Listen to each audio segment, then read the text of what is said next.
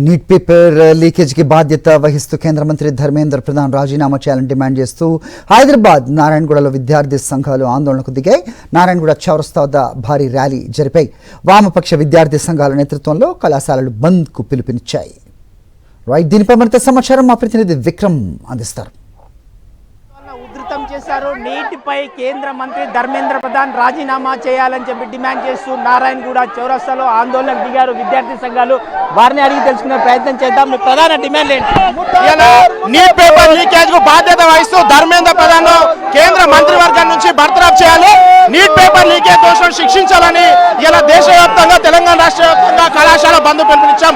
ఇలా మోడీ ప్రభుత్వం నీటి విద్యార్థుల న్యాయం కోసం ప్రశ్నిస్తే విద్యార్థులపై దాడులు చేయడం, విద్యార్థులపై పోలీసులు అడ్డుపడుతూ దాడి చేస్తూ ఈ యొక్క కార్యక్రమాన్ని అసాంఘిక కార్యక్రమంగా ప్రభుత్వం చట్టపడి తీసుకొస్తా ఉంది.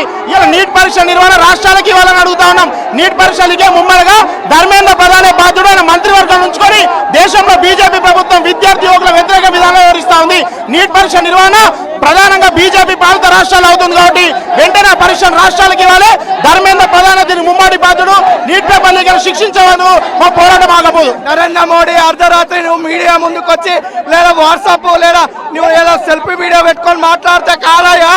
నీకు నిజంగా చిత్తశుద్ధి ఉంటే ఈ దేశవ్యాప్తంగా జరుగుతున్నటువంటి నిరసనలకు నువ్వు మద్దతు చేయ్యా లేదా నువ్వు బాధ్యతాయుతంగా రాజీనామా చేయించాయా అని నరేంద్ర మోడీ మేము అడుగుతా ఉన్నాం.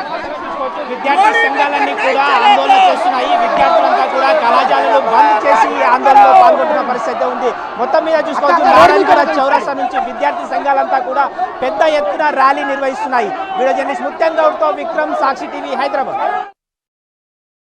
మరిన్ని అప్డేట్స్ కోసం ఛానల్ ను సబ్స్క్రైబ్ చేయండి. నోటిఫికేషన్స్ కోసం బెల్ ఐకాన్ పై క్లిక్ చేయండి.